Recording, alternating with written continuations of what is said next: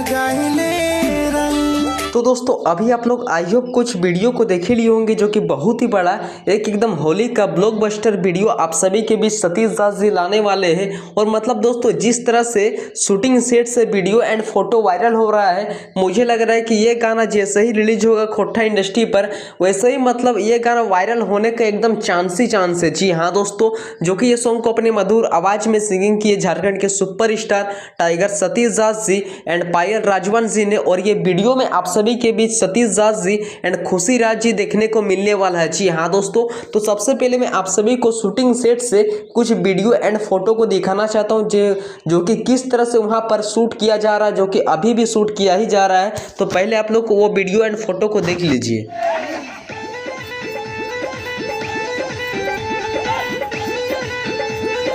तो दोस्तों अभी आप लोग आई होप कुछ वीडियो एंड फोटो को देख ही लिए होंगे, जो कि दोस्तों मतलब गजब का ये गाना होने वाला है। म्यूजिक तो एकदम बवाल धमाल दिया गया है, जो कि केजे किशन जी ने ये गाना का संगीत दिए है। और मतलब दोस्तों ये वीडियो में आप सभी के बीच झारखंड के superstar tiger Satish Das ji and Khushi Raj जी देखने को मिलने वाले हैं। मतलब दोस्तों टाइगर सतीश दास जी का ये वीडियो एक ऐसा होने वाला है जो कि पहला ही होली का सॉन्ग खुद ही टाइगर सतीश दास जी ने डांस से किए हैं।